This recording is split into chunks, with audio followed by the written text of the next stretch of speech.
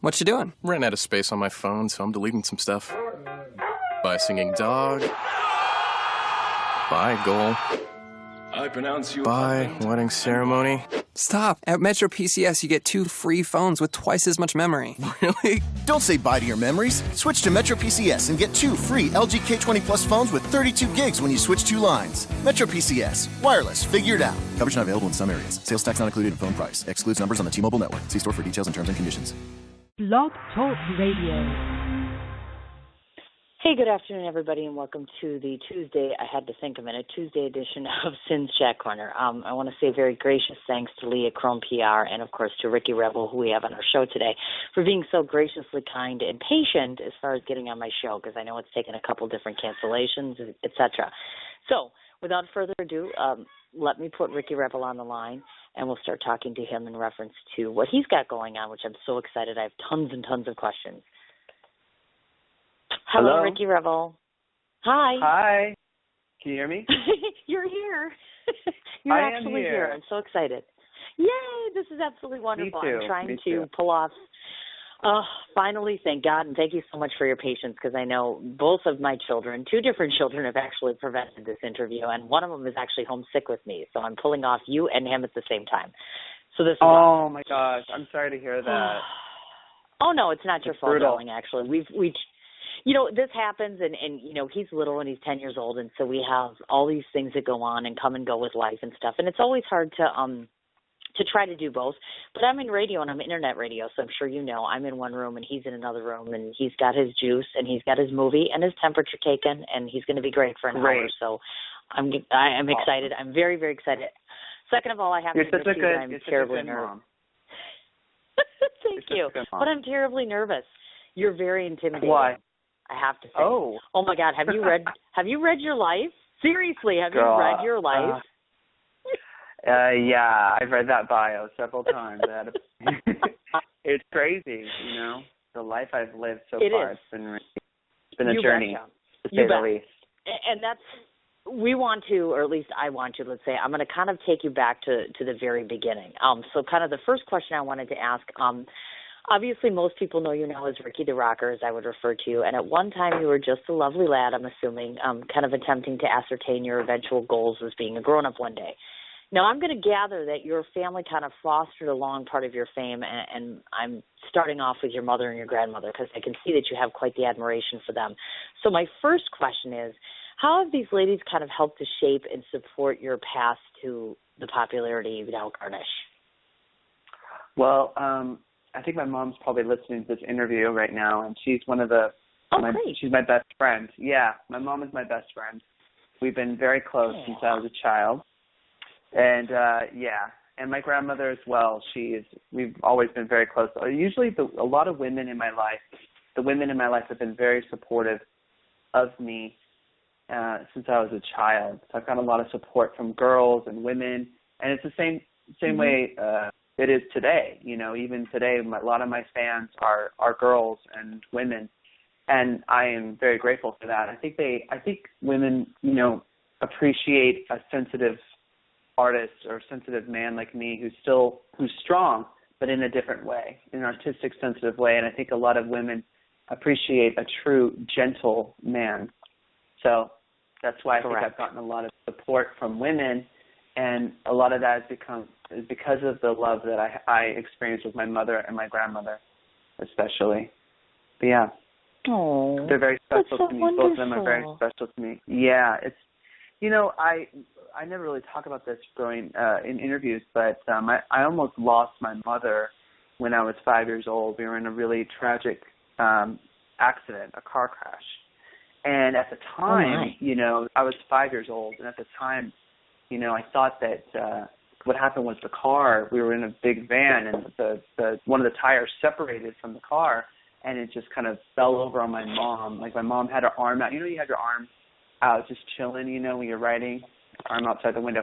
The truck, like, landed on my mom's arm, and it was insane. It was the first memory I ever had, you know, being tousled around in this van, and then waking up to see my mother, like, laid out on a bed with, it's just a horrific scene for me as a child, and her reaching out to me saying I love you. And it was just one of the most traumatic moments in my life. And I think that kind of really shaped a lot of who I am today, because at a very young age, I realized that life is, at any moment, can be taken away from us. And at any moment it could be, you know what I mean? It's that we're kind of like fragile creatures in the sense like it's just, we don't have control over that situation. So consequently, I think when that happened, she survived it. But at the time, it was so traumatic. I actually was telling kids and adults that my daddy killed my mommy. I didn't understand.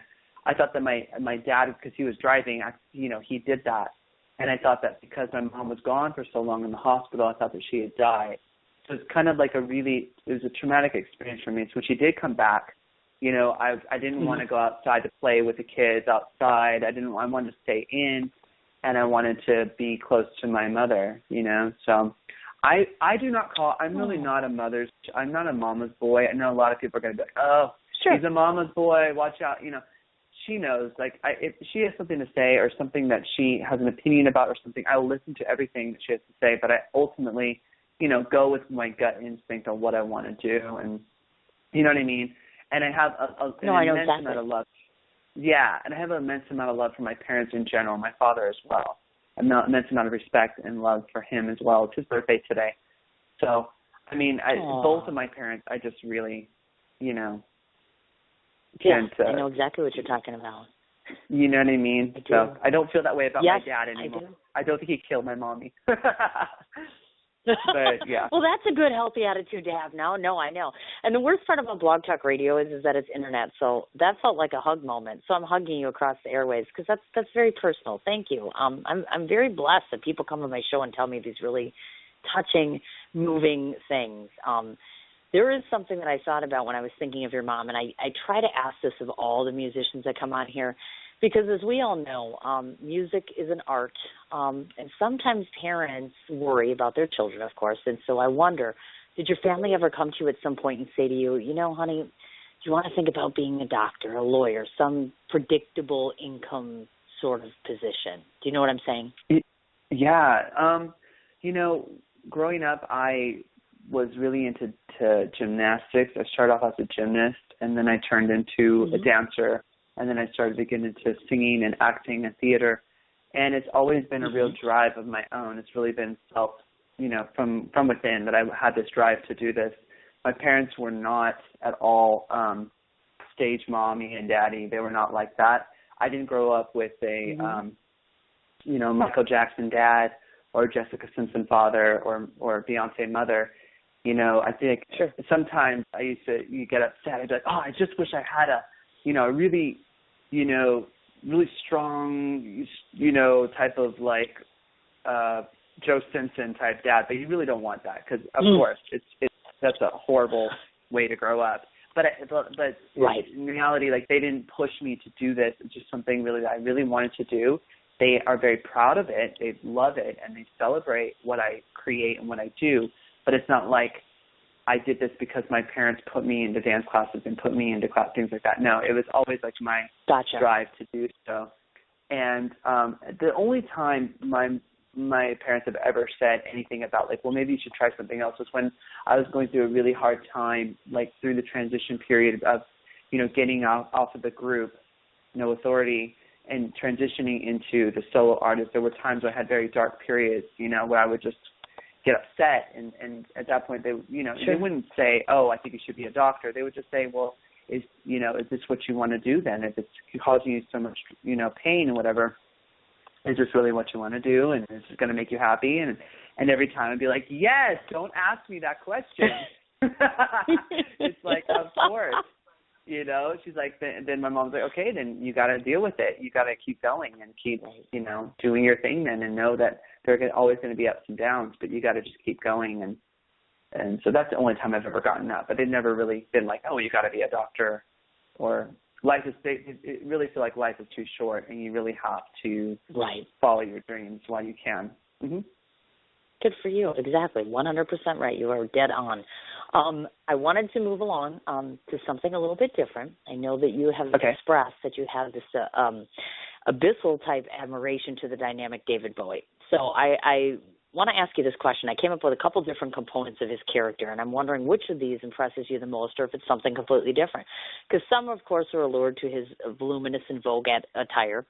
Some people enjoy his alluring accent because he has this fabulous sound to him, not only when he sings but when he talks, or his realization of returning to his own self-reality. I mean, he's very real about himself, about his attitude, about his career, his family, the whole 9 yards. So is it a combination of all those, or what is it about him that makes him so dynamic to you, or even makes you compared to him on some levels? Well, I personally am drawn in by his intelligence beyond everything else. Oh. I think he's a very intelligent man. I've read his bios, and his music is really intelligent. The words and the story of what it is that the message. It's a very intelligent message that he's portraying through these characters. And I personally love also his fashion sense, his bold fashion statements. I love the androgyny of his character being masculine and feminine all at once. Mm-hmm. I'm really drawn into that. Yep. The sensitivity, the vulnerability, and also the power and the charisma. I really love his charisma, and I think that's what draws me to him the most. I think he's a very charismatic person, and he's also a really good, in my opinion, he's a good actor. I mean, it takes a lot. What he's doing is acting, especially in the Ziggy Stardust. I was just watching Moon Age Daydream with my boyfriend this morning. Every morning we try to play a little guitar together. We play acoustic guitar, and we were playing the Ziggy Stardust Moon Age Daydream. And I love who he is on stage. I mean, the whole character, the outfit, the glam makeup, the hair, it's fabulous, it's glamorous, and he's just charismatic. He has the crowd in the palm of his hand, and there are moments when I perform that I feel like I am doing the fabulous rebel glam version. You know what I mean? And I love it. That's awesome. Yeah. So I just wow. Yeah, and also I love singing to his voice too, because his voice is pretty much in my range as well. You know, we have a similar range. Gotcha. Uh-huh. Oh, sure. I gotcha. I wanted to mention. Go ahead. I'm sorry. That's why I didn't. I haven't really. I of course admire and love Queen, and Freddie Mercury, his range, but I never really got locked into him as as one of my big inspirations, because vocally his range is so high. He's a tenor. I'm a baritone. Mm-hmm. David Bowie's a baritone. So that's kind of why I'm more drawn to him as well, his voice. Gotcha. I was just thinking about this morning too. I just saw him. I watched a movie called, I'm sure you've heard of The Prestige, with Hugh Jackman, Christian Bale, and of course David Bowie plays. God, why is it escaping me now? The guy, Tesla, the one with the actual electricity and all that good stuff. He made this contraption where you travel in there and it duplicates you and all this good stuff. And I remember seeing David Bowie in there and thinking that he was amazing. It's it's no David Bowie. It's totally not him. You know what I mean? It's like him transforming himself to someone different. And it made me think of you, as a matter of fact, this morning. I'm like, I can totally see this. I can see this transformation, and I'm like, I can see the parallel to some degree between the two of you. So I thought, thank you. I'll have to watch that movie. No, you're quite welcome. And he's a legend. He is a total legend. And I mean, and he's been around for a very long time, and he's very big on keeping it real. I love the people that come on my show that are very real, because I interview, I interview reality TV people. I interview all sorts of different celebrities, and I'm sure you know this yourself out in the real world. When you get out to the Hollywood realm and the entertainment world, not everybody is allowed to or feel that they are allowed to be real or be true to themselves. It's very unfortunate. So I was excited because, Ricky Rebel, it's a whole different, well, we'll get into that obviously, because we're going to talk about where you end up as far as that goes. I wanted to talk to your audience a little bit about, prior, of course, to you picking up the microphone and doing the songs, I want to go backtrack a little bit and explain to people that you've kind of spread yourself across a different manifold of mediums, meaning you've been in ballet, you've done the small screen, you've done studio work. I want to name a few things here. You did Debbie Allen's ballet, which is Pepito's Story. You've appeared in Boston Public and American Dreams, also Austin Powers, International Man of Mystery, and also lent vocals on soundtracks for Apollo 13 and Anastasia. So a couple different questions here. Did dancing on stage kind of develop the current choreography that you display, whether it's in your videos or during some of your sensational shows? Is that where that came from, or is that just kind of a short stint, so to speak? It absolutely came from that background. You know, all the stuff I did growing up, working with Marguerite Derricks, Vince Patterson, and Brian Friedman, and Wade Robson, Chucky Claypow, that whole camp. We grew up in this environment. Every day we danced. We went in there and we trained for hours and hours on end. And we danced mostly to Prince. We had like 3 people we danced to pretty much. Prince, Michael Jackson, and Madonna. That was it. Oh. So consequently, those became my big heroes, you know, and that's who we danced to. We put on shows, and I mean, there were other artists that we danced to as well, but I mean, all of that immense training that I got in LA at Tremaine's, at the time it was Tremaine's Dance Center, and I was in a teen company called Marguerite's Teen Company. Marguerite Derricks has grown to become a world-renowned choreographer, and she was a very difficult person to work with. She was she cracked that whip on us, and it definitely taught me a lot of discipline. And when I actually met Madonna for the first time, I met Madonna in the studio while we were working on the first record with No Authority. Ronnie Jerkins, our producer, called me up. He said, "Hey, you got to come down to the studio right now, Larrabee Studios. I'll never forget. There's somebody that you need to meet." And I was like, "Who?" And he's like, "I'm not going to tell you, but let's just say you need to be here right now." So I got in the car. I got over there, Larrabee Studios. Sure enough, Madonna's in the other room screaming at this producer. You know, my mom is like, "Don't go out there right now. You don't want to meet her like this." She's screaming. She was terrified that Madonna was going to yell at me and I'm going to, like, you know, get upset. I'm like, you know, she yells at me, I'm going to love it. I'm going to, you know what I mean? And so at one point when Madonna was in the room, Madonna was in the other room taking a phone call.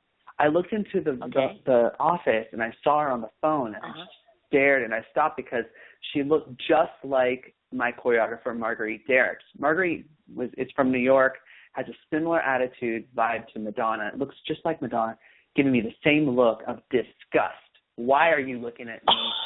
What? Get out. And she walked out. She walked in and she had slammed the door as I was walking away. And I was like, yes, I just got the door slammed by Madonna. Yeah. So it was like an honor. Most people would want that, by the way. I know. You know what? I did.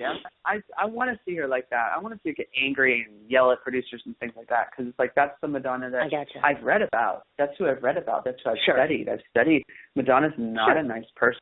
She's very direct and there's a part of that I admire, and there's also a part of that I just go like, oh, I do not agree with. You know what I mean? I don't agree with treating people poorly, but I do agree with, you know, especially in the artistic realm, you talked about in the world of the Hollywood world where people are trying to tell you can't say this, you can't say that. That's the person that says, I will say this, and if you don't like it, you do not have to work for me or with me. Does that make sense? So Madonna has that. No, it makes total sense. Thing. Yeah, and then when I actually met her again, you know, we actually met her. She was playing on the truck with her little girl, and she was so embarrassed because she's like, oh, my God, I'm so sorry, I'm playing on the truck. It was a different Madonna. It was a more sensitive, you know, guarded person that I met of course. The second time around. You bet. You know? Oh, yeah. Parents will do that. So I mean, parenting, I should say, will do that. Yeah, it softened her a little bit. Well, let me ask you something. Now, you obviously, like I mentioned, we were talking about the soundtrack of Apollo 13, Anastasia, let's say. Now, do you personally, and this is a personal question in terms of, because obviously you perform in front of large crowds, you've performed on videos, you've performed, you know, in a studio. How does that differ? What is the process like when you're actually cutting soundtrack music as compared to actually doing it live? Do you have a preference to either, or do you find one more complex or more difficult than the other? I think that are you referring to like when I went to the studio to record Apollo 13 and Anastasia, right? With the whole orchestra? That was insane. That was incredible. I used to work with this company, and they would hire me to come in and sing on these soundtracks. And basically, they give you sheet music. You go onto Paramount Studio lot, and you drive up, and they give you sheet music, and you have to read it. And I've never read sheet music before. I don't read, music, but at the same time, I know how to now because of the training. I know how to see, okay, the note's going to move up a half step, full step, down, all the way down to here, up to here. I could see the notes moving. So that's how I learned how to kind of read sheet music in order to be able to sing these songs. In the studio, I can play things back and then sing them back that way. That's the way I, learn things.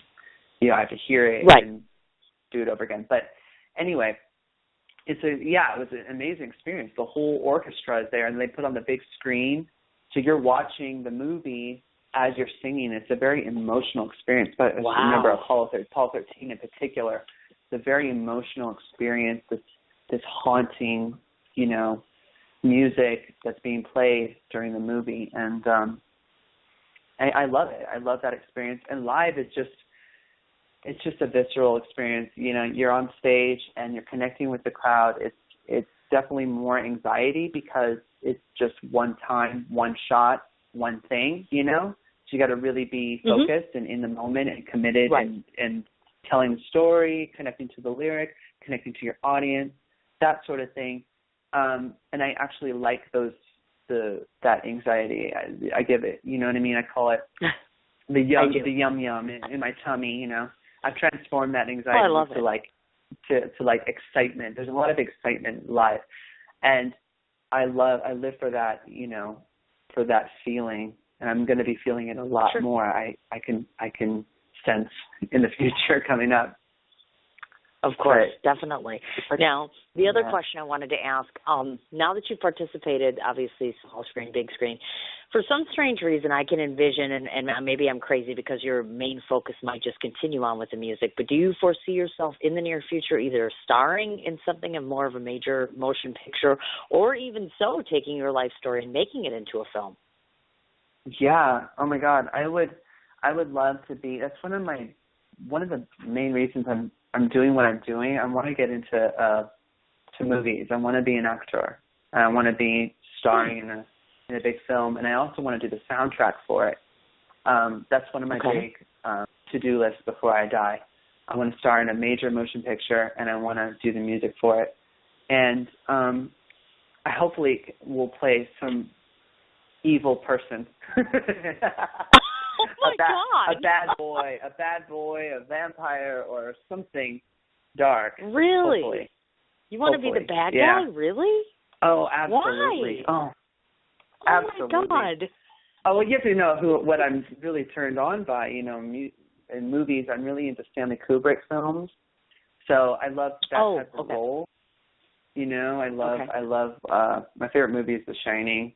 I love watching characters transform from something nice into something evil, or just something darker. Kind of like I liked watching Catwoman when she was just this meek little person, being pushed around by her boss, and then turning into the sexy, powerful woman, Catwoman, dominating.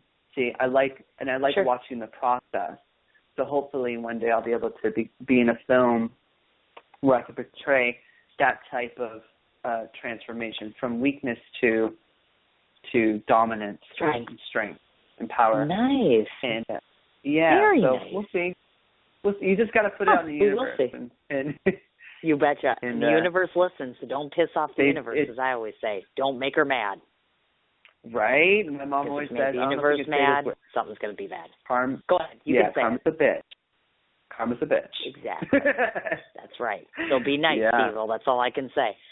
Okay, now we're going to switch gears again. We're going to talk about you and music now. Some of you know him as Ricky Rebel. Some of you know him formerly as Ricky G. I want to talk a little bit about, you kind of stood and serenaded groups of gatherers at concerts, a few of some of what we call the crown jewels in music, 98 Degrees, Destiny's Child, Britney Spears. Question about the band No Authority, because you had toured with Britney Spears with that group, No Authority. Did you find in any way that they kind of pushed your professional bar of best on any level? You know how you walk into a group and you say to yourself, okay, this is where I want to be at and this is what I want to do. Did they push you to excel? Did that take you to another level by performing and participating in that band? Which they do you mean? I'm referring to No Authority. That was the group you were with Britney Spears. Is that correct? Yes. And did you get the band pushed me in some way to become who I am? Right. Exactly. That's what we're getting to. Yep. That was the like question. friendly competition-esque. Yeah, definitely. In some ways, yes. Yep. Yeah, I mean, I'm naturally a competitive person. I'm a Sagittarian, so there's a part of me I'm naturally competitive. Like if I see somebody playing something, like I want to play that too. I want to do that too. Or I want to get involved. So being in a group of boys and guys, it's just like, wow, like competition central. Everything is like, who's going to get this part, who's going to get that part, or who's going to be featured in this magazine versus this night, and there's a part of me that absolutely loathes that part of being in a boy band and being in a group. But there's also that part of me that, I was definitely in the realm of, one singer in particular who was really great and I had to actually compete with in order to get parts. So it forced me to become a better singer. And I appreciate that. You know what I mean? At the end of the day, I look back and say, okay, that was cool, And I remember one point where I was sick and I couldn't get in the studio and we were recording with Rodney and I came back to the studio the next day and all the parts had been done. All the parts had been sung, the leads, because I did all the backgrounds for it. And then I came back, the leads were done. I'm like, what the heck? Like, I wanted a shot at singing this lead. So I said to myself, fine, you guys are going to do me dirty. That's fine. I'm going to pick up the guitar. Sure. And I'm going to play the guitar on this track. So I ended up learning the guitar in less than a month, so I could play on the actual track itself, So I think I'm not a big advocate for being a competitive person at all. I really don't like it. It's like one of those things I'm just like, I wish that wasn't a part of my DNA, but it has helped me, like, in a certain way, become a better artist because I'll look at something and I try to say, now I say that person inspires me to become a better artist. You know what I mean? I just kind of switch it around in my psyche. Sure. And it's more of an adult way of looking at it rather than competing with somebody that can do something that you cannot do or haven't learned yet. You say that person is inspiring me to do the same thing. So, yeah, it did. I would agree. I love that attitude. Working with that group. Yeah, working with that group really helped me in multiple ways. It was very difficult working with Rodney Jerkins and his camp. They were very, I'm going to say they were mean. Rodney was a great guy. He was very sweet, and he wanted me to dance like Michael Jackson and stuff.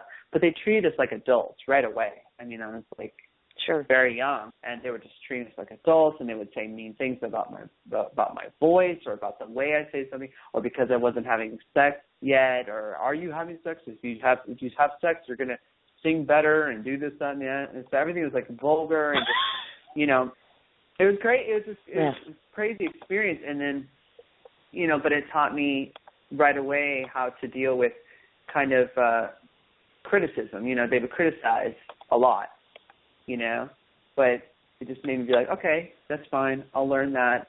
Just kind of adjust and not take it personal. Exactly. 100%. You are 100% right with that, because in your business, I'm sure there's a lot of not only competition, but people can be very hard on one another, very critical of each other, very nitpickety, as I always use it, for lack of I know it's not the right author term, but, there's just a whole lot of jealousy and there's a whole lot of competition, and and I feel terrible for the industry, the individuals who try to become a musician in the music industry. It's really a dog-eat-dog world, and I know it's cliche, but it's true. It's just every kind of guy for himself, every girl for himself. You've got to have a new look, a new style. Everybody's got to be better than the other one. You know what I'm saying? Right. It sucks. It's kind of unfortunate. Right. I will that's why admit, I though, try to say, you have. That's why I try to. Oh, go ahead. No, go ahead. That's what I was trying to finish. Go ahead. Try to say. Okay, that's what I try to say. Like, things like, I try to. The biggest thing, worst thing that an artist can do, is compare themselves to other people. That's the worst thing. Comparison kills possibility. So I had to learn that growing up as well. That if I'm going to create art, if I'm going to make my own music, I cannot compare it to, other artists out there, Adam Lambert, et cetera, because it's like what they're doing is great for them. It's like, but what I'm doing is great. As long as it's coming from an authentic place and I'm putting my heart and soul into it, that's the best that I can do. And some people are going to like it, some people are not going to like it. But at the end of the day, I try to avoid comparing myself to people. And that's a hard thing to do because, like you said, other people, like most people we live in a society that loves competition and loves sports and wants to know who's the best, who's the greatest, who's that, American Idol this, things like that. Right. And I'm really against all of that stuff. That's why I haven't been on any of those shows. The Might is Right or art as competition, because it's kind of like comparing a Van Gogh to Andy Warhol or, a Monet. How do you put them comparing? You can't compare those, right? It's like a Rembrandt versus, that's why I'm saying like art in and of itself is it's personal. It's a personal thing. What is good? What is right? What is wrong? What is great? I think Madonna's the greatest, but to other people she's not and crap. So it's just very, I'm going to say, is it subjective or I think it's subjective, right? No. Subjective. I get those mixed up. It's subjective, right? No. Yes. It's just the yes, person. Yes, it is subjective. You were right. Mm-hmm. Okay. Yes, you bet. Absolutely. Definitely. Trust me, I do too on occasion. I know people expect me not to, but I do. Now, I want to talk a little bit about hard work and humility generally grants gold is what I call it. And, of course, you successfully went along and did a couple different things. You were obviously signed to both Michael Jackson and Madonna's label. And also we're going to talk a little bit about, before we get to that, I want to ask this question. Because of the fact that all those different names that I've mentioned off as far as bands and people you've worked with so far, two different questions here.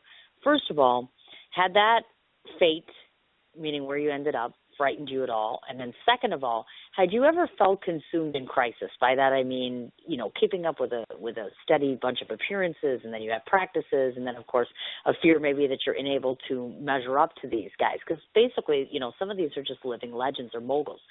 So if you could address both of those questions, was there a sense of fear or crisis, or was this just an exciting rush this whole time that you were doing all of this?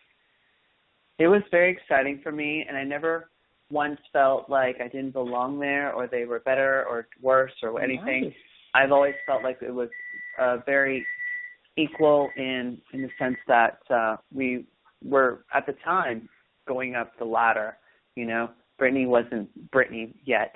Jessica wasn't Jessica yet. Mm-hmm. And all these things. So I felt like we were all just walking up that ladder, and we were working, I was talking about the being in the pop group. We were working really, really hard every single day, doing photo shoots, radio, promo, concert. We had tons of fans. We had tons of support from our fans. And the label, being on Maverick, Madonna's label, I felt like we belonged there. So I never once looked at it like, sure. I always felt like we could handle a lot more. I always wanted more. So, I looked up to them. Don't get me wrong. I mean, I was a huge supporter of Britney Spears. I mean, in my tour bus, I would have pictures of her on my tour bus, on my little cubicle bed. I was so excited to, open for her and to do. At the time, first we started off doing like radio date spots with her, like radio spots, and that was just so exciting when we first got to work with her because people really didn't know who she was quite yet. She was just up on the rise, and it was great. Oh, awesome. So, and what a great, refreshing attitude. That's neat. Mm-hmm. meaning that you had little inhibition, meaning that there wasn't all this angst and anxiety. Because I know, my God, when I'm about to interview somebody 5 minutes before, I'm like freaking out and nervous, and I'm, can I do this, and da-da-da-da-da. But you're so self-assured and so confident, and so I'm in it to win it, and you've got this great positive attitude. And I'm just wondering, where did that come from? I mean, especially in your field. I mean, it's got to be really tough. I mean, I get nervous before everything. I just do it anyway. It's not that I don't get nervous. I got nervous opening for Britney, and I felt a lot of responsibility as the lead singer to do my warm-ups and to practice. I mean, we need that fear in order to be prepared for what it is that we're going to do. If we didn't care about it, then we wouldn't feel that way. We wouldn't feel the fear. If we just do it like, whatever. But it means a lot to you, and that's why you have those feelings inside, like, oh my God, this means a lot. I want this to work out. I want this to go and happen the way I want to. So therefore, you got to prepare. I did all my vocal warm-ups. I did, like I said, I wanted to be about the craft. But unfortunately, the boys that were with me did not want to rehearse as much as I wanted to. They weren't in it for the right reasons, in my opinion. They were in it for, the fame and things like that. They didn't want to put the time and the energy and the effort into the craft of actually singing and performing and dancing and the look and the styling and all of those things. They weren't really interested in that. They wanted to party, they wanted to drink, they wanted to smoke, they wanted to hang out with the celebrities and things like that. But to me, it's like I wasn't going to be happy until we were on the level of an NSYNC or a Backstreet Boys. Constantly. And so as a consequence, I wasn't really liked in my group. You know what I mean? I wasn't the nice, hey, party boy that they wanted me to be. But I think, I like that part of my personality, though. There's a part of me that can have fun. At the same time, I'm like, especially people who work with me now as a solo artist, they know that when they come to camp, I'm going to give 100%, and I expect 100% from the people that I work with. Like, for instance, you mentioned Lee at Chrome PR. She's my publicist, and I love her to death, and I call her my Liz. She's Liz to my Madonna. We met each other. We get each other. She gets my brand. She gets what I'm doing, and that's the kind of people that I work with, are really, really serious people, not people who just are in it for the fame or in it for, other reasons, other things. Right, exactly. And there's a sense of professionalism that comes along with a job and a duty, and you have to say to yourself, sure, at a certain point it's great to go out and have fun and meet exciting people who are in the camera and the limelight all the time, but it really should be about the art and the music and the creation. That's just my feeling. I mean, I'm not a musician. Yes. It's kind of my take on it, but you know what I'm saying. But I love, and it's like, and I love the blood, sweat, tear part of it. I really do. I love getting into rehearsal. Like today I have dance rehearsal with my new choreographer, and we're doing we're going to start doing more club dates. So I'm going to start working with dancers to promote the new single, the Star remix package, the Hector Fonseca remix package. So I'm going to the studio tonight and working with these dancers, and I'm gonna sweat and hurt myself and whatever. And I love that process, and I love recording and not getting it right and doing it over and over and over again. I mean, the whole thing to me, I actually enjoy, and I don't think that a lot of people say they want to be famous and they want to be a star, but I don't think they want to do the work that it entails in order to keep it up. I mean, a flash in the pan is one thing, but if you want to be, legit and really lasting, a lasting thing, I really feel like you got to put the work in and enjoy the process. Correct. I agree. It's fun. I agree. Definitely. You betcha. I get frustrated every time I start to write an interview, but I'm like, hello, you're an author. This is what you love to do. And once you get into that process, it's like your tummy gets excited and you're like, oh my God, and look at the magic I'm creating. So I know exactly what you're talking about, actually. I do. It's absolutely, it's the best feeling, and it all comes from that hard work, definitely. So again, and you're very good. You're very good at awesome. You're very good at what you do. You've gotten me to really talk. And that's not you know what? easy to do. This is funny. Open up. you're gonna like this comment actually, because somebody told me this 2 weeks ago. I don't know if you're familiar with the show. If do you watch Mob Wives of New York? I've seen a couple, like, Okay. couple blurbs on it, a couple things on it, but yeah. I gotcha. Well, the only reason I asked that is because I was out 2 weeks ago, and it was 3 weeks ago. Yeah, 3 or 4 weeks ago, I interviewed Big Ann from Mob Wives. And so her best friend had set up the interview, and she said to me, now listen, she said, Aunt is probably only going to be on the air like 45 minutes because, she's just not a talker and this and that. Well, sure enough, I got her to go almost an hour. And then when I met her 2 weeks ago, both her and Jen were just like, you got her to open up, you got her to talk, you got her to do this. They were like, I don't know what you did. And I'm like, well, I think it's called being real and being able to get down to somebody and say to them, let's get to the brass tacks of you, which brings us very nicely right to our next question. Now, those that are listening in, we're going to turn to the side of the story where, for lack of a better term, I use the term discrimination could have measured defeat in your world. Tell the listeners, the people that are listening in, some have never even heard of you before, of how secrets served to save you at one point and how telling the truth became your rise to rediscovery.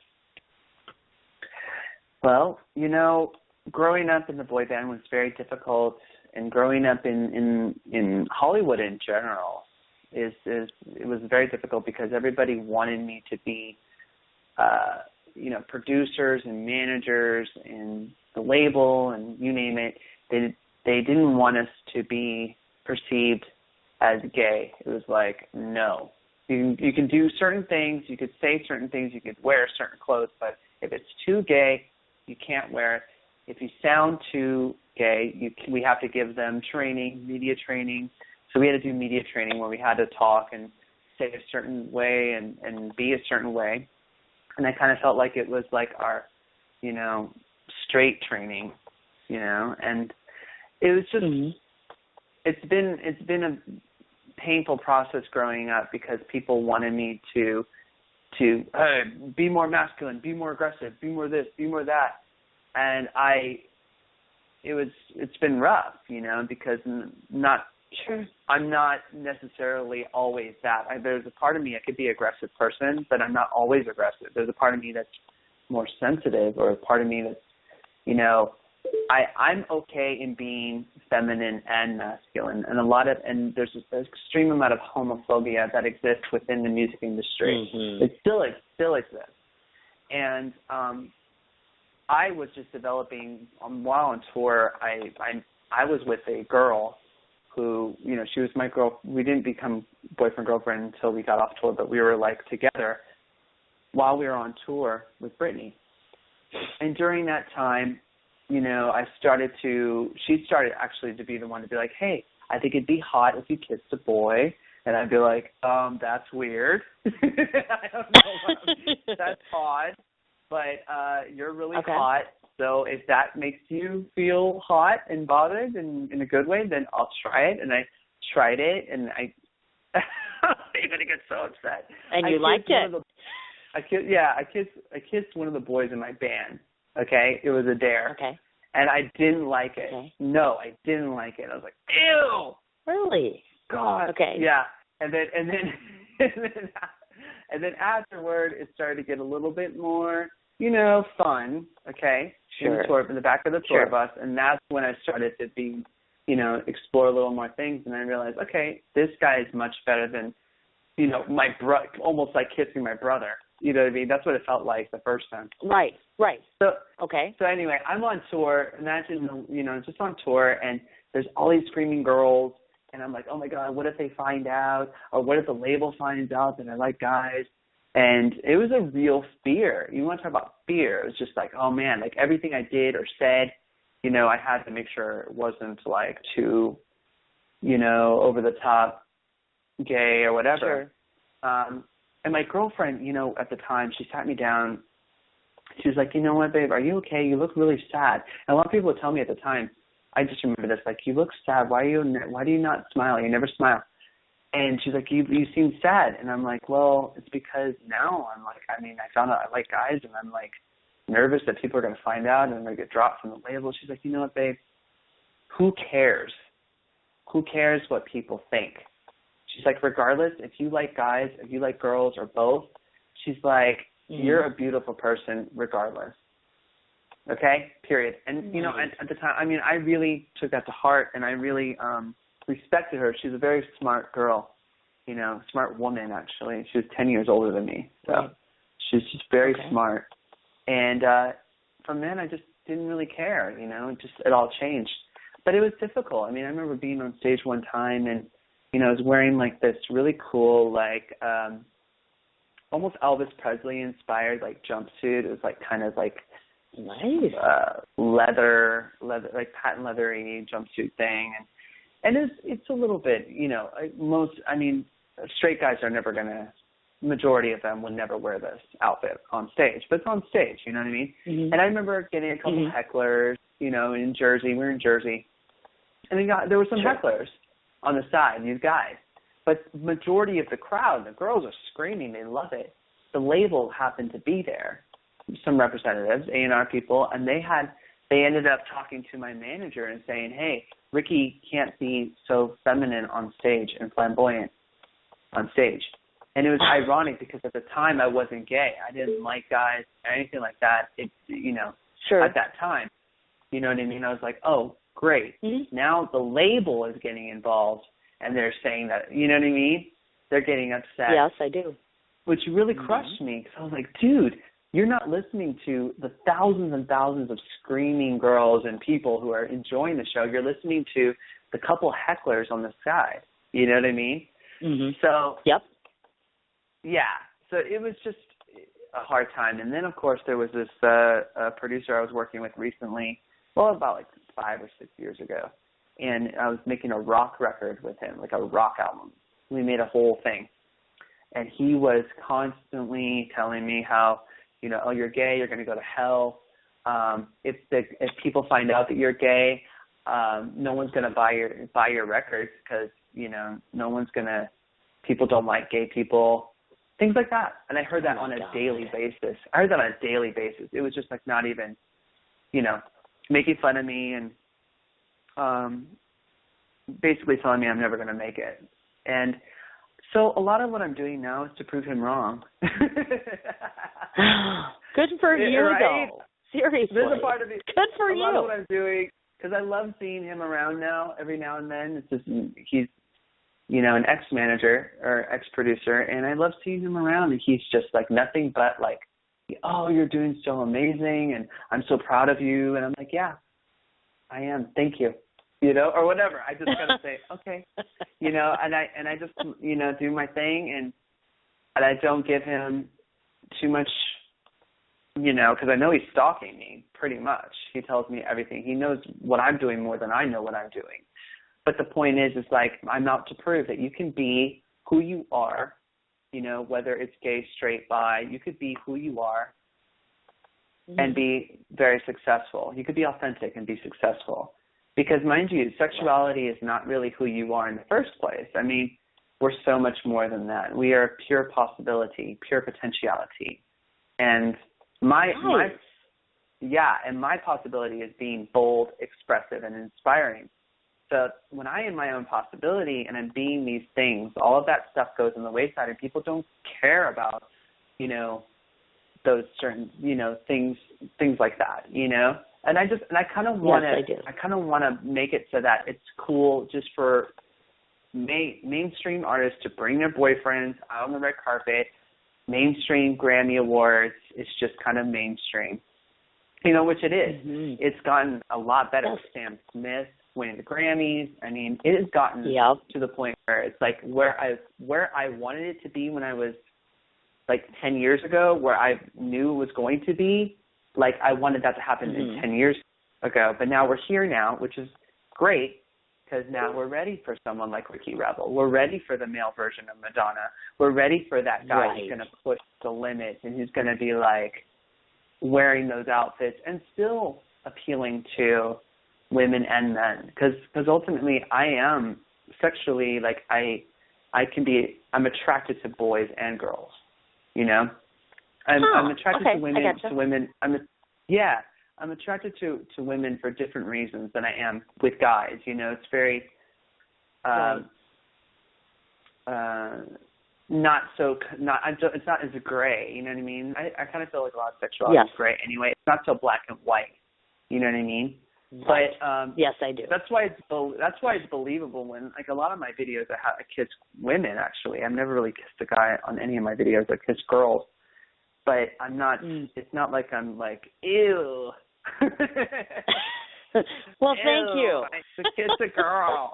And there's a lot of gay guys I know who would be like, ew, with the thought of, like, making out with a girl or getting sexual with a girl, and that's just not me. Sure. I don't, you know what I mean? If she's cute and she's hot, why not? Exactly. Good for you. Yeah. That's awesome. Now, I want to ask a secondary question to that, actually, because, of course, like we covered, you have been on television, of course, you've been in the studio, et cetera. You've delved in different areas, including music. Do you find that, and the term used, which is great, which is homophobia that's out there, do you think that runs rampant as well in the other genres, meaning television or casting or film? Is it as big of an issue, let's say, there as it is in music, would you say? I'm just trying to get a gauge in terms of where we stand on that, or how our society is viewing it. Absolutely. Oh, Lord. I cannot stress to you. There's so many in the closet actors, so many in the closet musicians, in the closet directors, in the closet, period. It is in every single, in the arts.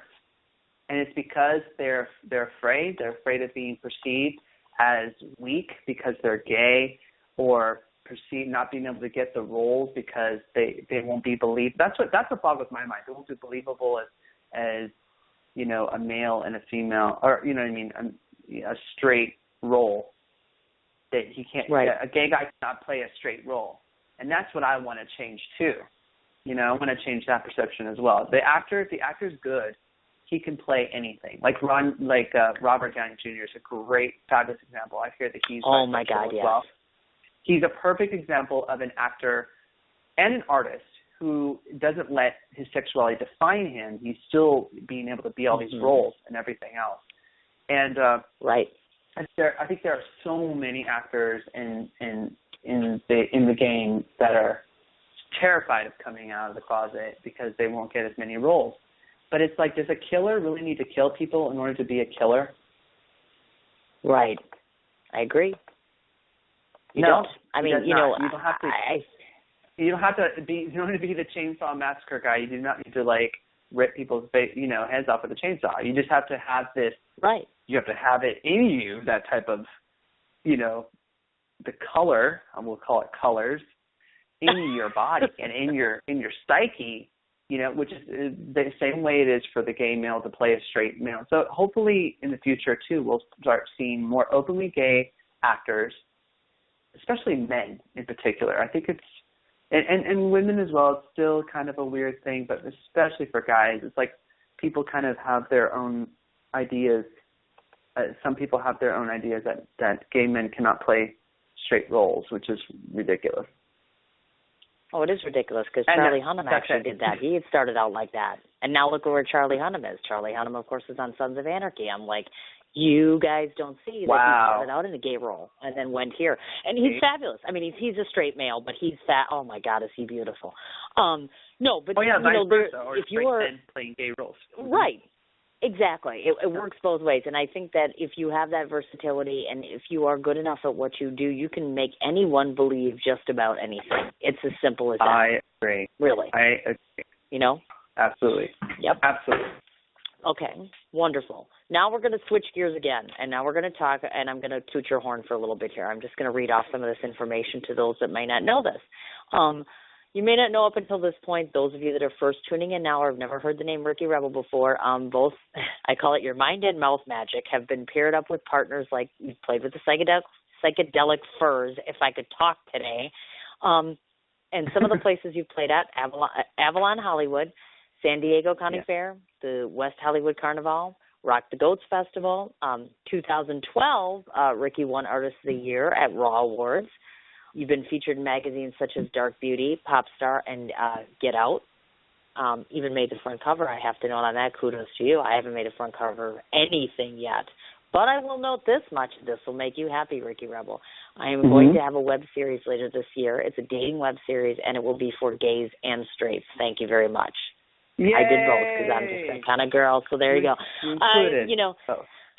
But it's time. You know what I mean? It really is time. I mean, men and women date. I think that there are men, as there are women out there that are curious or play both sides of the fence, but don't want to be referred to as both sides of the fence sort of thing. You know what I mean? So I think it's time that we get some of those vehicles out there and all that good stuff. But, I'm just throwing that out there. So if I were to ask you this question, does it ever occur to you, or do you ever realize your role as, and basically I view you in some ways as a mentor, like every time you take a picture or appear on a screen or a stage, do you realize the sort of role that you're playing for other people that watch you?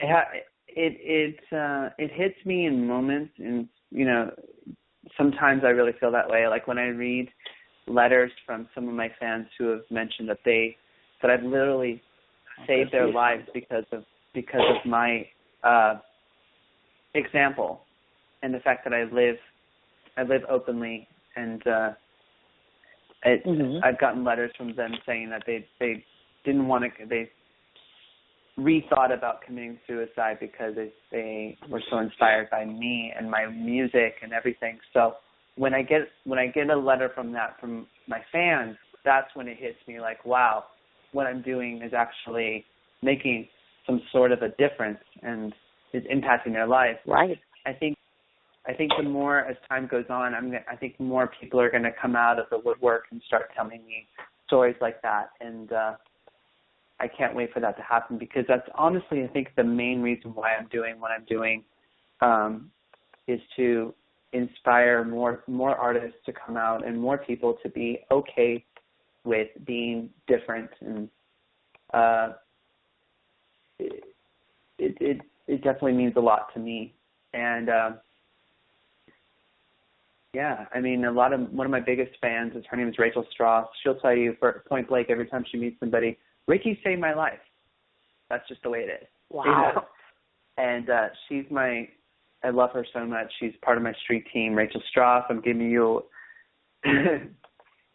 some love. She's going to love that. But, Aww. I mean, it's just super fans like that have made a big impact on me. And it kills me to know that there are little boys out there either being thrown out of the house for being gay, I think that the more, and also being bullied or being even taking their own lives, it breaks my heart.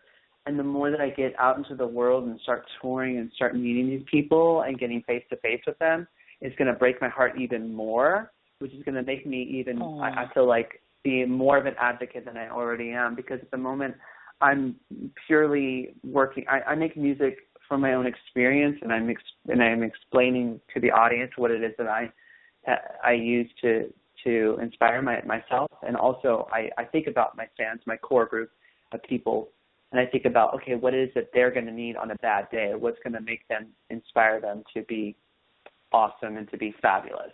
I make music like with that in mind. So I think the more that we get out into the, and start doing these club dates, these tours, the tours and things like that, I'm going to really get to meet and put a face to all these, like not just letters and not just Instagram posts and likes and loves and messages, but I'm actually going to see them face to face.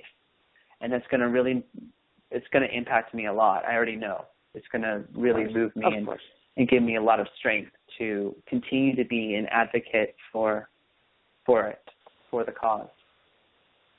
Oh, you betcha. That's the first thing I thought of when I looked at you, because I'm like, oh my God, does he realize the sort of precedence that he's setting by walking on stage? Because there's so much history to the person that stands there besides just being a musician per se, or just being a singer or whatever have you. So this is a very vital question I thought to ask. If anybody is listening out there, and you were to give them any bit of advice in terms of if they are at home and they're shrouding their sexuality or they're hiding parts of themselves, how do they not let that destroy their dreams? Well, here's the thing. I meet so many people in the industry in particular, actors who I know, people who I've met who, I would never be out of the closet like you are. I give props to you for that, but I would never do that. And I feel like I've inspired some of my the people close to me to actually come out of the closet and start sharing on their social media, their boyfriends and things like that, because I talked to them. A couple of the actors, they said, oh, well, I can't because my agency told me. I'm like, well, screw it. Then get another agent or do it anyway. You know what I mean? Because who you are is, this is a big part of you. I am, with no apologies. Who you love and who you choose to love, it's a big part of who you are. That's why we write music. Right. We write music because of love. And if you happen to love another man, why is it that you have to hide that in your house, in the closet? Whereas other straight couples can walk openly and talk openly on Wendy Williams or any of these shows about, their relationships. Why can't gay people be the same? And I ended up like inspiring a lot of these actors to come out and to be open about it. And that is amazing. I want to empower, people to do that, because there's so many kids out there, if they realize like a big actor is gay, or a big basketball player, a big football player, a lot of them are, and they're hiding it. But the more they come out, the more I feel the less children are going to kill themselves for being gay or being thrown out of the house for being gay, because of religious purposes or whatever. There are many reasons why, but you know what I mean? At the end of the day, they're kicking them out of the house. You know what I mean? Being rejected. Yes. And the more big celebrities that come out and say, look, this is, or football players, athletes, things like that. You don't have to let that like be a deterrent to your dreams. It can actually help you, and it's actually helped me a lot. It's helped me, and I knew it would be this way. Growing up, I would tell my mom and dad, I'd be like, don't worry about it. Me being this way and me being who I am, I'm gonna say fabulous. I like that. I'll concur. Me being who I am is going to be a really good thing one day. It's going to be a big asset. We're not going to have to hide it, and we're going to be able to celebrate it. And here we are now, and I'm writing music about it, and I'm doing amazing interviews with people like you, and getting in magazines talking about my story. And it's just come full circle, and it's a beautiful thing. You betcha, 100%. And you are just, I find you very inspirational, actually. I knew that before I started this. And when I researched you, it just kind of opened up threefold a little bit. And I'm excited. Now we're going to talk about your solo selection, the Blue album, of course, which is your new solo effort. And to any average person or who happens to eyeball you, they can see that those lovely locks of yours are also blue. So it stands to reason we got to talk about that. Talk about what the color blue represents to both you personally and then professionally in terms of why the choice for the Blue album. Well, when I turned my hair blue, a lot of things happened in my life. A lot of changes occurred. I was in a relationship with somebody who I deeply loved. I got engaged for the first time in my life, and I took that very seriously, and I was very excited at the time. And then it didn't work out. It was a tumultuous relationship, and it didn't work out for many reasons I'm not going to get into. But sure, I had to go through that breakup. You know what I mean? It was a very hard breakup for me to go through. And at the time,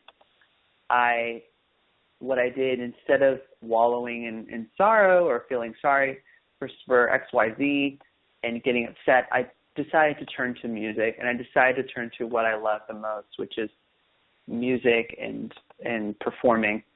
And once I started doing that, I started writing the music for my record. I ended up meeting another person in my life and falling in love again, And this time I've been with this person for 2.5 years, and I really love this person. And, when you break up with somebody, it's kind of like, oh, my God, it's over. You get this feeling like, it's over, and I'm never going to find new love again. But that's really what I call, these are the blue years of my life. And the blue years have been a big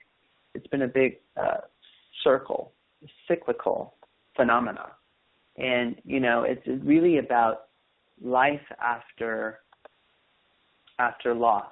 So you lose something, but something else is going to come in to fill the void. Once you say goodbye to something, because really it was my choice to break it up. I said goodbye to the situation. I had to let go of the negativity, right? Sure. Sure. So when you say goodbye and you finally say no more abuse, no more, and you let it go and you push it aside and you allow yourself to open up to new energy and to new experiences, and people start coming into your life more and more. So that's what the Blue Album is all about.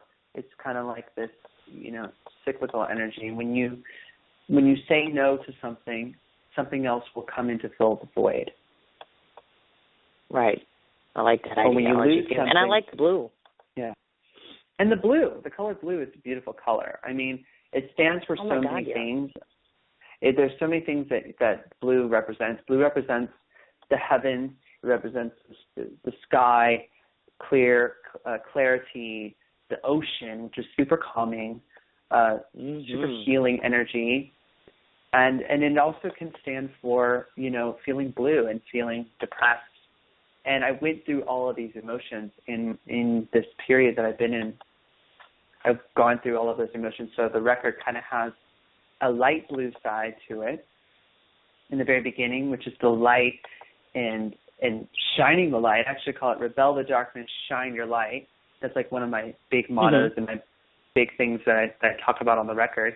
And then at the end, there's more of a dark blue side to the record.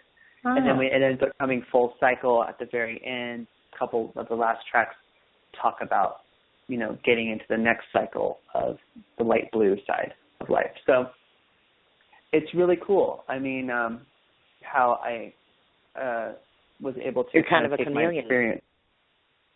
I am. I'm a super chameleon.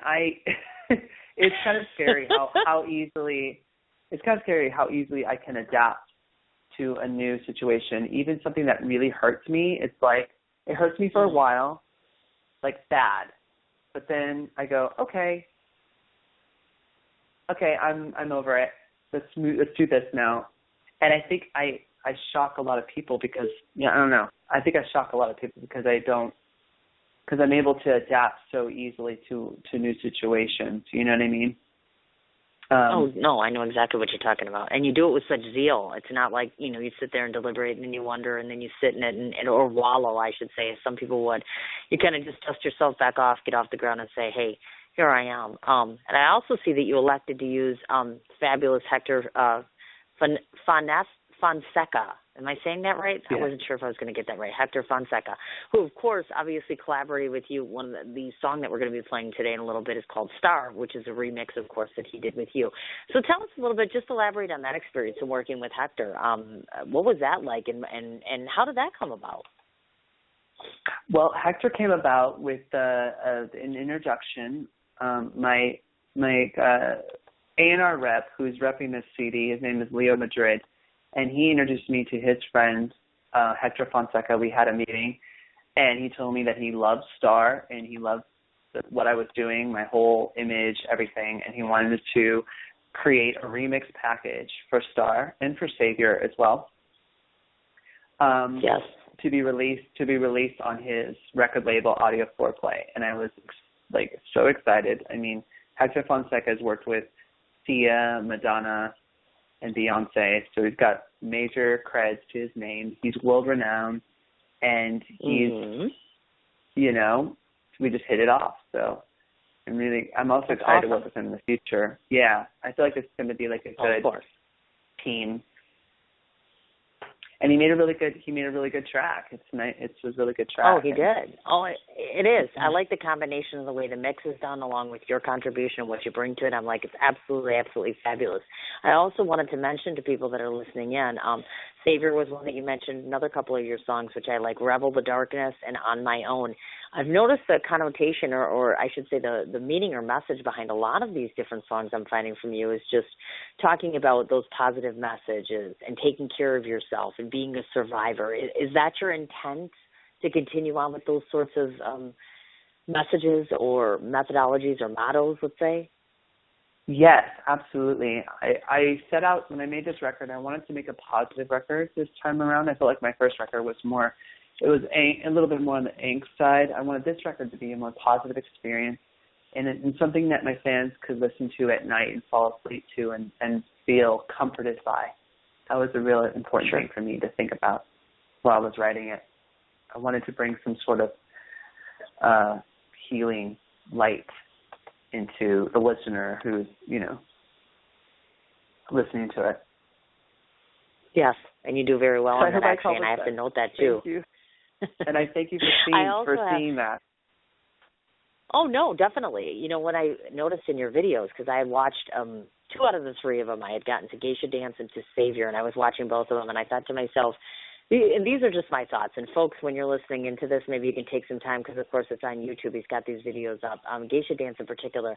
You go from one moment where you could be up and dancing to his type of music, where he's got this voice that kind of transcends the music. I don't know if you understand that, meaning that you kind of rise above the sound that's there, so to speak. So he goes from Geisha Dance, where he's kind of dancing around, and you see this woman kind of beating ass in this video, and I'm like laughing about this because this Geisha girl is really powerful stuff. And then you turn around and switch over to the Savior video, and I'm thinking to myself, this boy is just cute. He's cute, he can sing, and he can be versatile. And those are the 3 things I noticed that. And honestly, it's true, folks. Listen to his video, or take a watch, I should say, his videos, and tell me if you don't find the same thing to be true, because it is true. And I'm not a woman who'll blow smoke up your backside. I mean, clearly, there's tons and tons of musicians out there. But you have a sweetness and an innocence about you that I would gather within an hour's time you could be ravishing up a stage and being rebellious and being you and setting your own goals and your own self on a stage, if that makes sense. So I like that versatility that you have going on. Now, before I play your song, I want to throw this. You're quite welcome. I want to throw this question out to you, and then we'll play, of course, the song so everybody can hear Star. You have your fans, which I know you refer to as rebels. And one of the things that I just dig, and I love this, I want to know where this concept came from, is they keep submitting the fan art. And to those of you that haven't seen the Ricky Rebel Rocks page, on there he posts up these different pictures of art that his fans have done. And I'm like, I'm assuming, of course, have any of these guys, or gals, I should say, been able to reveal what I call Ricky the real man? Because a lot of times art will imitate life. For instance, people will draw you, but they don't capture you. Has anybody had a picture that really just captured you out of all your fans, or I should say rebels? Yes. There was one photograph that I actually framed, and one of my fans, her name's Christina, she did a photograph of me and my boyfriend Patrick, and it's basically a cartoon of me with blue hair and just holding on to my boyfriend, like around his neck, and like all these hearts, and I'm wearing regular clothes, just a regular T-shirt and whatever, and I felt like that photograph really captured, the love that I feel for him, and it captured me. So. Oh, neat. I framed it. Speaking of which, that is really cool. I don't want to forget to ask this question, because this will break hearts all over the universe, because you keep referring to your significant others. So you've been in a relationship, and this is a serious relationship, so I'm guessing that nobody can hit on you when they meet you then. Just saying. Well, it doesn't mean I can't flirt. My boyfriend actually encourages me to flirt with people. He encourages me. He's a psychologist, so he's all about it. He wants me to be me.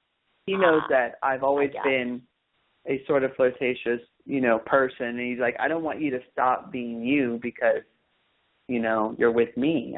So I've kind of taken that to heart. I'm like, okay, so I can still be myself, right? Of course. Yes, of course you can. You're supposed to be you. That's the whole point of it. Yes. Okay, we're glad we cleared that up. So I guess apparently you can't meet him, you can't flirt him. I wouldn't touch him too much if his boyfriend's there, but that's a whole other story. Okay, I'm going to give you a couple minutes break here, because we're going to play the remix, Hector's remix, and of course your vocal contribution, and this is called Star. So hold on the line for me. We'll play your song, and then we'll finish up here. Just 1 second, Ricky.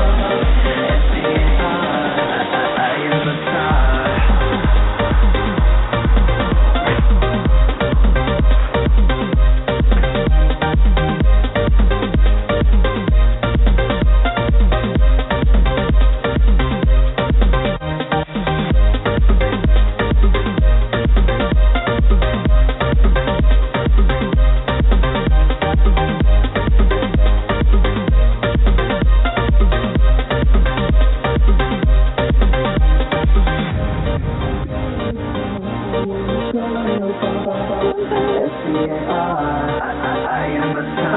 I wanna be a star. I wanna go real far. S-T-A-R. I am a star. I wanna be a star. I wanna go real far. S-T-A-R. I am a star. I wanna be a star. I wanna go real far. S-T-A-R. I am a star.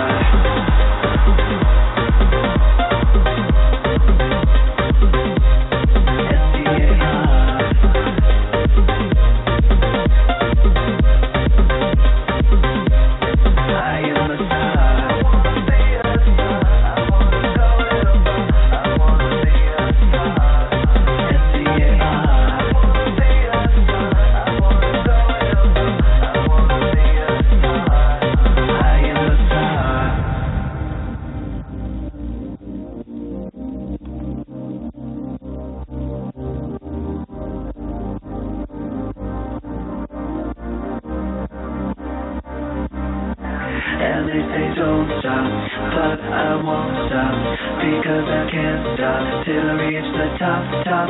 When you believe it, you will achieve it. Anything is possible. I am a star. I wanna be a star. I wanna go real far. S-T-A-R. I am a star. I wanna be a star. I wanna go real far. S-T-A-R. I am a star.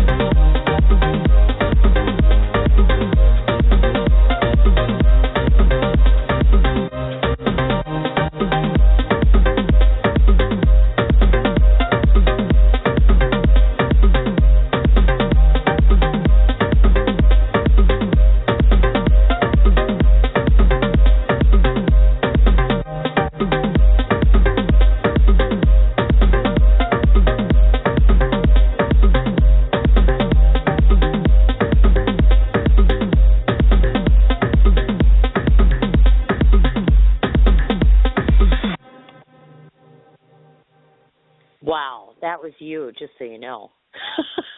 That was Yeah. Ricky Rebel, and that was awesome. If you believe it, Thank you. you can achieve it. That's the one line I absolutely love. So I have one more question Thank for you, and then we're going to go through a quick couple business things. And, oh, my God, wasn't this cool? We went from 45 minutes to almost an hour and a half. See how easy that is on the show? I know. Wow. I think can't we've believe done good. That's okay.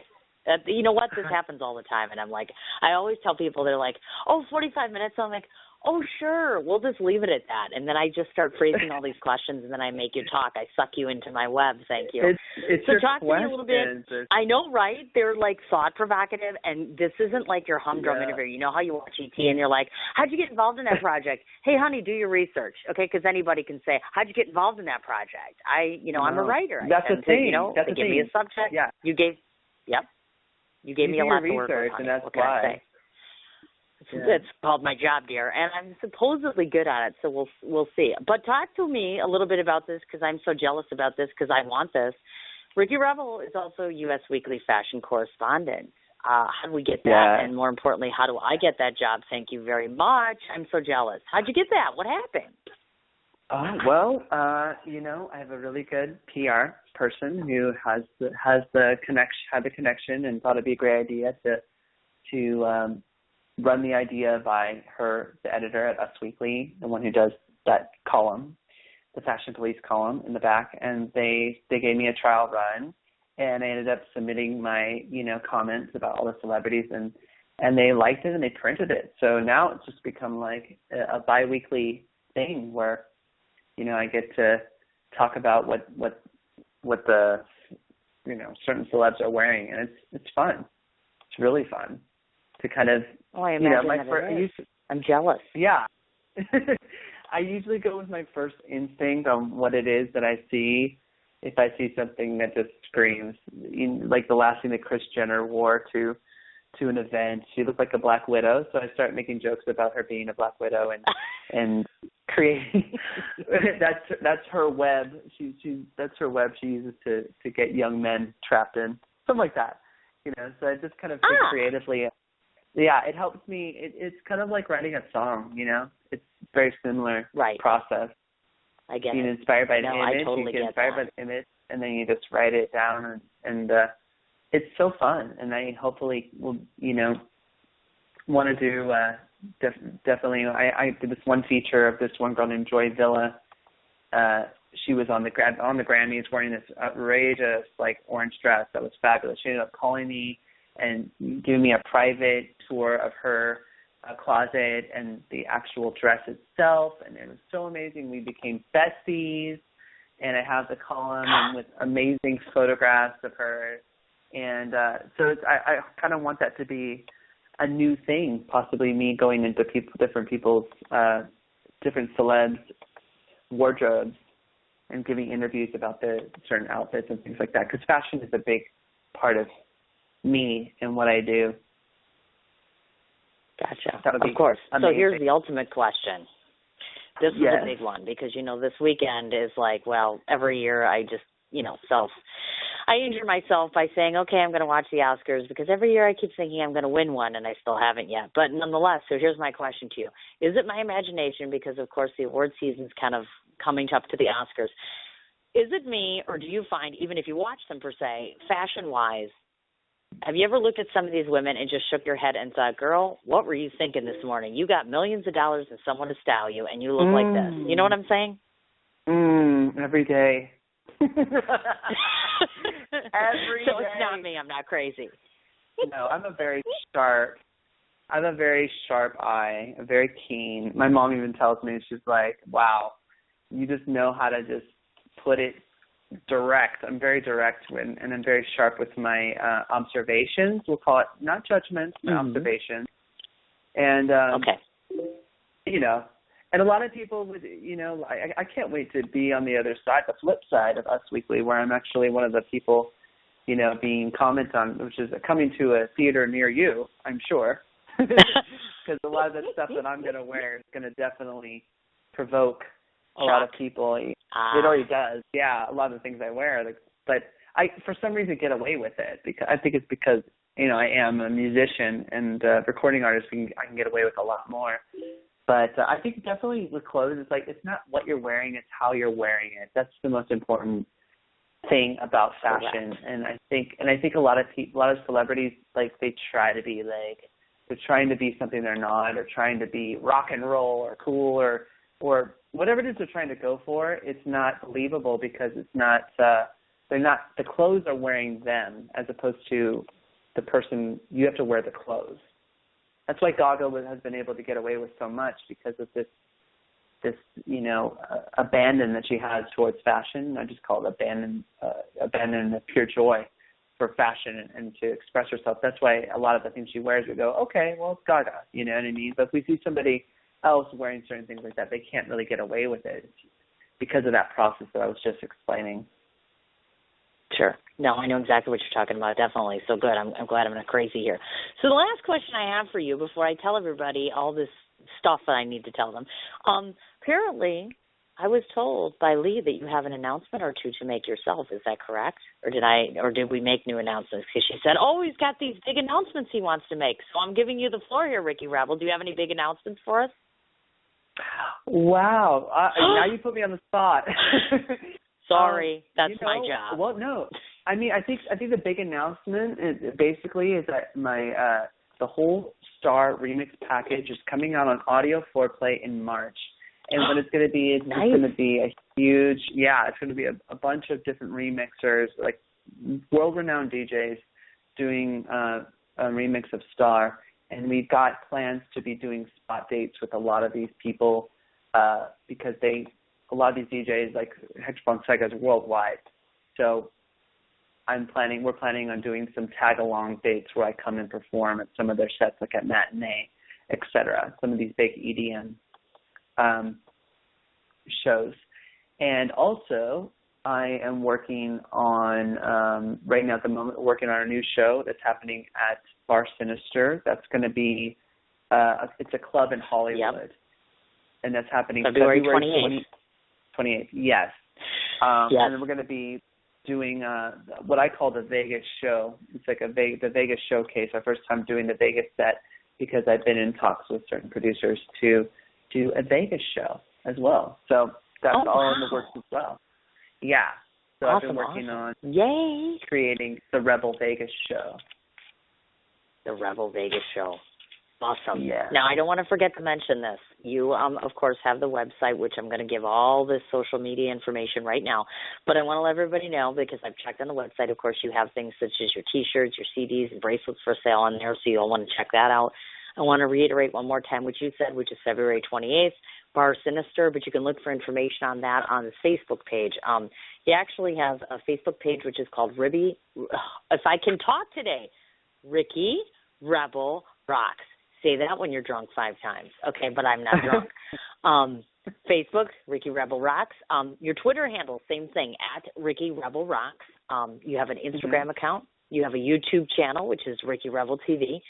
www.rickyrebelrocks.com.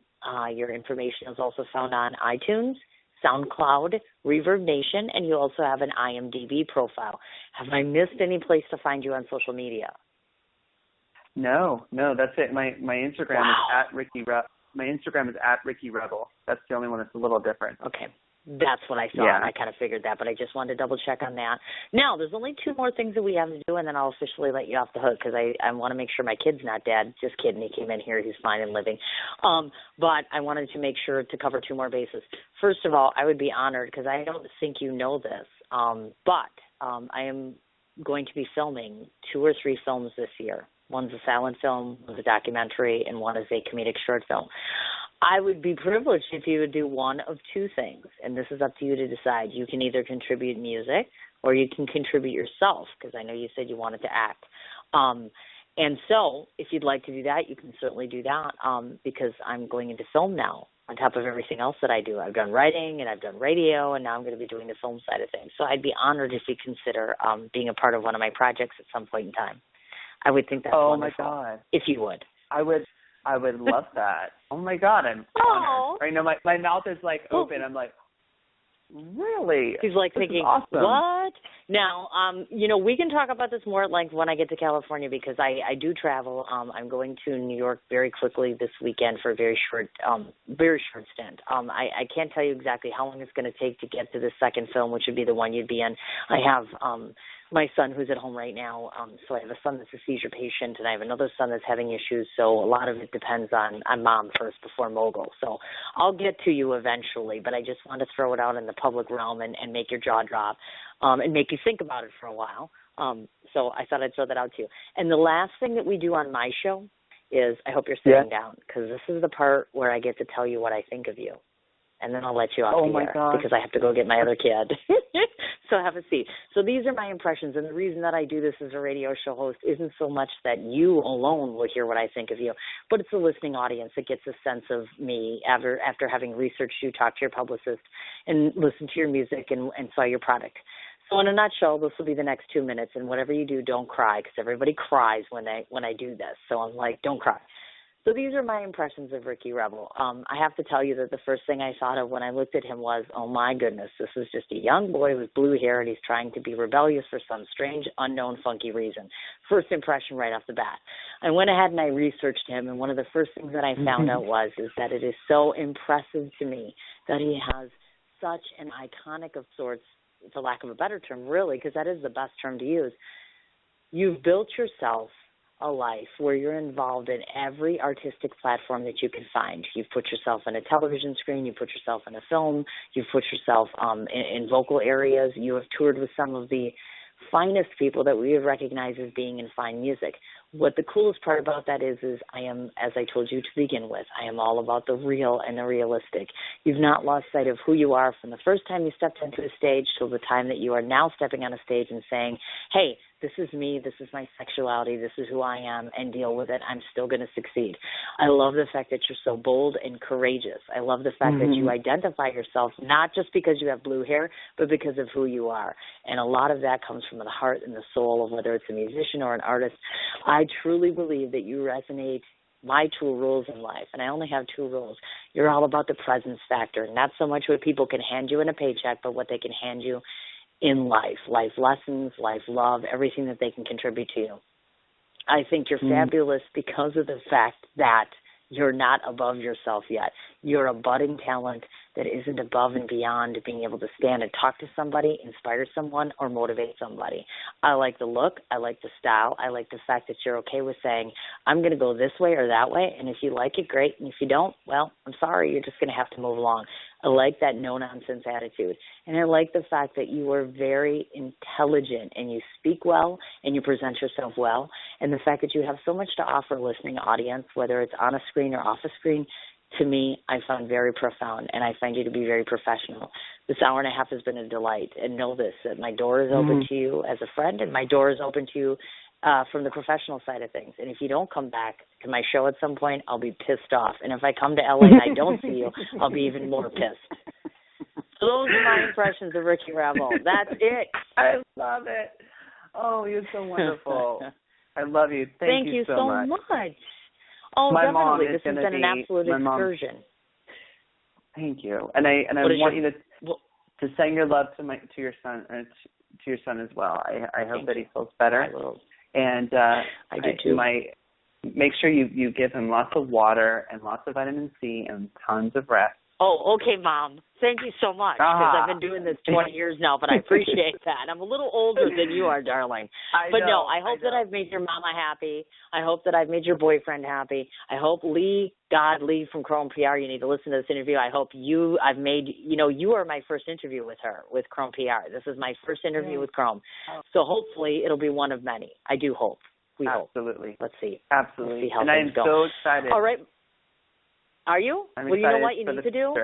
You and I. When you hang up this phone, make sure you talk to Lee about getting my contact information, email, Facebook, etc. Then, reach out to me personally and get a hold of me, and then I'll talk to you at greater length about what I'm looking for musically and in terms of acting. And then we'll get something coordinated. Then when I come to L.A., because you're in L.A., right? Yeah. Mm-hmm. Okay.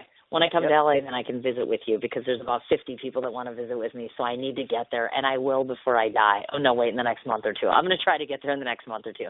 But get all the leads, get my information, and then we'll coordinate. Now you need to get the hell off my studio, because I got to get my kid. And I mean that in a loving way, but I've had a great time. All right, sweetheart, you have a great day. Thank you so much. Stay in touch, honey. You too, hon. Thank you, dear. I will. Bye-bye. Bye. Oh, my goodness, folks. That 45-minute interview ended up being 1 hour and 35 minutes. But how pleased was I, and wasn't he absolutely fabulous? First and foremost, I want to say thank you so much, both to Ricky Rebel, again, to Lee from Chrome PR. Thank you for your patience and your understanding and working with me to get this interview completed. Want to remind everybody one more time, February 28th will be Ricky's next performance, and that's at Bar Sinister. Also check the website out for all the different merchandise, bracelets, T-shirts, and CDs. That's www.rickyrebelrocks.com. His music can be found on iTunes, SoundCloud, Reverb Nation, YouTube on his channel, which is Ricky Rebel TV. He has a Facebook page, which is Ricky Rebel Rocks. Twitter handle is at Ricky Rebel Rocks. And by the way, that's Rocks, R-O-C-K-S, not R-O-X. And he also has a profile on IMDb. Again, true pleasure, Ricky Rebel, to be working with you today. Excellent music there. Lastly, I want to remind everybody, Sin's Chat Corner tomorrow, we have scheduled 3 o'clock Central Standard Time, John D'Amore. Not only is a personal friend of mine, but can't wait to talk about this story. And, of course, this is launching off my month of Mafia authors. And, of course, The Boss Always Sits in the Back is the name of his information. I'll be posting that later on to my page and as well as my show page. Thanks for listening, everybody. Now I'm off to take care of my sick son for the day, and we'll talk to you tomorrow.